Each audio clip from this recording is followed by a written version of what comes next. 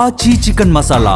టీవీకి అభ్యర్థుల జాబితా విడుదల చేశారు విజయ్. 2 చోట్ల పోటీ చేయబోతున్నారు విజయ్. తిరుచి ఈస్ట్ నుంచి, పెరుంబూరు నుంచి విజయ్ పోటీ చేయబోతున్నారు. తమిళనాడులో వాలంటీర్ వ్యవస్థ తీసుకొస్తామన్నారు.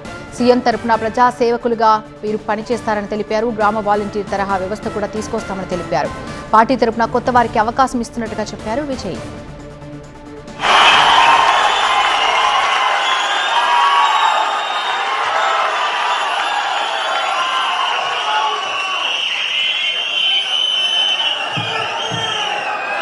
திருச்சி கிழக்கு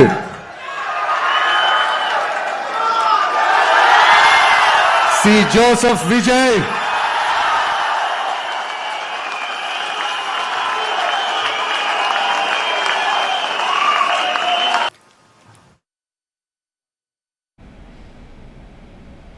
ఇవాళ అభ్యర్థుల్ని ప్రకటించిన సందర్భంగా విజయ్ మరికొన్ని అంశాలపై కూడా మాట్లాడారు. మతం, కులంతో సంబంధం లేకుండా అభివృద్ధికి కట్టుబడి ఉంటానని, స్టాలిన్ కావాలో విజయ్ కావాలో ప్రజలు తేల్చుకోవాలన్నారు.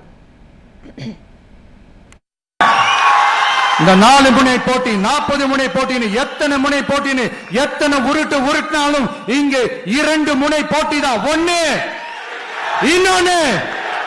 ஒன்னு டிவிகே, இன்னொன்னு டிஎம்கே. மக்கள் விரோத ஆட்சி நடத்துற ஸ்டாலின் சார் வேணுமா, மக்களை நேசிக்கிற விஜய் வேணுமா? அவ்வளவுதான் இந்த தேர்தலே. విజయ్ పోటీ చేస్తున్న 2 నియోజకవర్గాల ఎంపిక కూడా చాలా వ్యూహాత్మకంగా జరిగినట్టుగా కనిపిస్తోంది. ఒకటి తిరుచి ఈస్ట్ అయితే మరొకటి పెరుంబూర్. ఈ రెండిట్లో ముందు తిరుచి ఈస్ట్ గురించి మాట్లాడుకుంటే ఇక్కడ క్రిస్టియన్ ఓటర్స్ చాలా ఎక్కువగా ఉన్నారని చెప్పుకోవచ్చు. వెల్లాళర్ సామాజిక వర్గం ఓట్లు కూడా చాలా అధికంగానే ఉన్నాయి.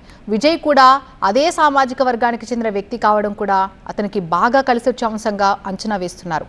ఒక క్రిస్టియన్ కన్వర్టెడ్ ఎస్సీ ఓట్స్ ఎక్కువగా ఉండటం కూడా ప్లస్ అయ్యే ఛాన్స్ ఉంది. ఇదే తిరుచి ఈస్ట్లో డిఎంకే, అదేవిధంగా చూసుకున్నట్టయితే ఏడీఎంకే అభ్యర్థులకి విజయ్ గట్టి పోటీ ఇస్తారని తెలుస్తోంది. స్థానికంగా ఉన్న DMK MLA Irudayaraj Christian missionary నడుపుతున్నటువంటి బలమైన నేత కావడంతో పోటీ రసవత్తరంగా సాగేలా ఉంది. ఇక రెండో ప్లేస్ గురించి మాట్లాడుకుంటే పెరుంబూర్ నియోజకవర్గం. ఇది చెన్నై సిటీలో ఉన్నటువంటి 16 నియోజకవర్గాల్లో చాలా ముఖ్యమైనది. క్రిస్టియన్ ఓట్స్, ఎస్సీ ఓట్స్ కూడా ఇక్కడ ఎక్కువ అనే చెప్పాలి. ఈ నియోజకవర్గంలో అన్నాడీఎంకే పోటీలో లేదు. వాళ్ళు మిత్రపక్షం పీఎంకేకి టికెట్ ఇచ్చారు. ఇక్కడ కూడా కుల సామాజిక సమీకరణాలతో ఎన్నిక ఉత్కంఠ రేపుతోంది. ఇవాళ అభ్యర్థుల ప్రకటనతో చాలా మంది కూడా ఉద్వేగానికి లోనయ్యారు. కొందరికి విజయ్ ముద్దు పెట్టి మరీ టికెట్ కన్ఫర్మ్ చేస్తే మరికొందరికి ఆత్మీయంగా ఆలింగనం చేసుకున్నారు. మరికొంతమందిని ఇంకొందరు అభ్యర్థులైతే విజయ్ కాళ్ళకి మొక్కారు. అభ్యర్థులకి దిశానిర్దేశం చేస్తూ విజయ్ ప్రత్యర్థి పార్టీలపై ఘాటుగా విమర్శలు కూడా చేశారు.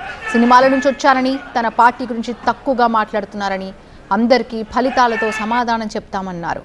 ఎమ్మెల్యేలుగా గెలిచి దోచుకోవడంలో తమకు అనుభవం లేకపోవచ్చు కానీ ప్రజలకు మంచి చేయాలనే సంకల్పం మాత్రం చాలా గట్టిగా ఉందని చెప్పారు. అలాగే ఎన్నికల హామీల్లో భాగంగా 4,000 ఇస్తామని తెలిపారు.